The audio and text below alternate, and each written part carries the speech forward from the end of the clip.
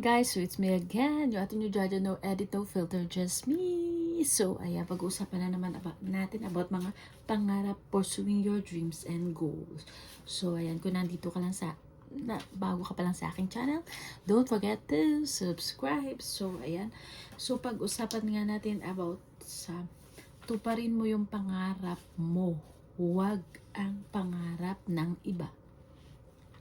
So, ano nga ba ibig sabihin nun? So, what I'm trying to say is, for example, you are working as an employee. Nagtatrabaho ka bilang empleyado. So, tinutupad mo daw yung pangarap ng may-ari ng pinagtatrabahuhan mo. So, nagtatrabaho ka para sa kanya. Tama. Nagtrabaho ka ng 10 taon, pero hindi mo ba inisip, may pangarap din ako? May pangarap ka din pala, pero nakalimutan mo na dahil nakatuon ka doon sa bagay sa isang salita na sweldo. Okay.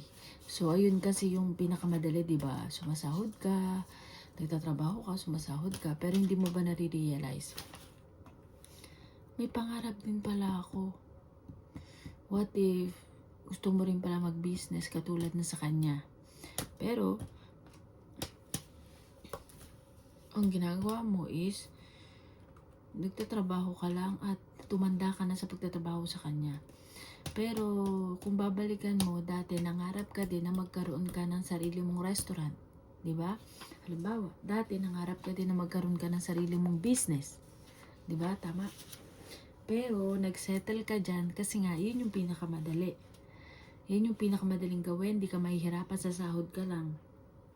Pero hindi mo ba naisip, tinutupad mo yung pangarap ng iba, nung may-ari.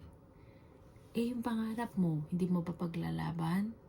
Yung pangarap mo na gusto mong makamit dati, na pinapangarap mo, gusto mo halimbawa ng magkaroon ng own business, to have your own restaurant, to have your own resort. Yun.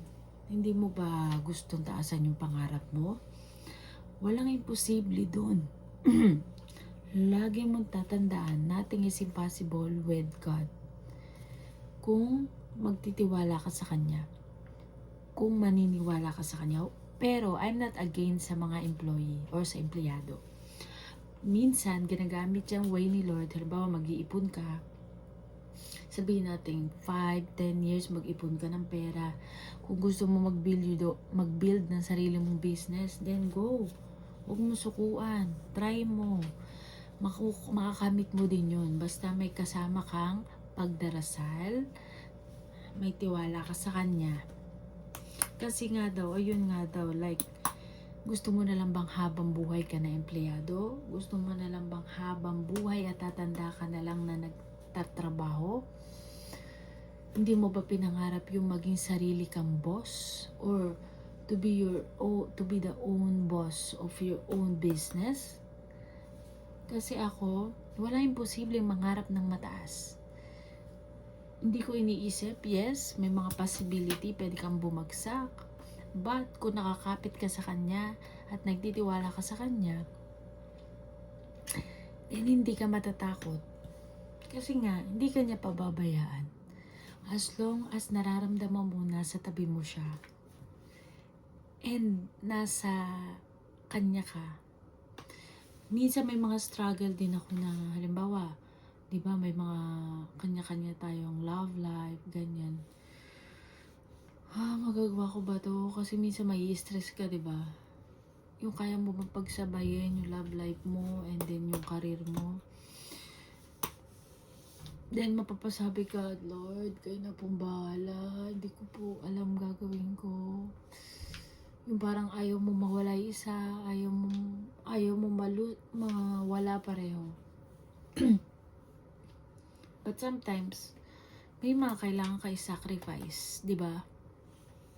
But the thing is, ito nga yung main point ng video na to is, kailangan makita mo na hindi ka dapat habang buhay nandyan. Taasan mo yung pangarap mo, na kaya mo din, kung ano yung narating nila, kaya mo ding marating yun. Lagi mo iisipin na hindi ka hanggang dyan lang. Kaya mong, you can be your best version. You can be more.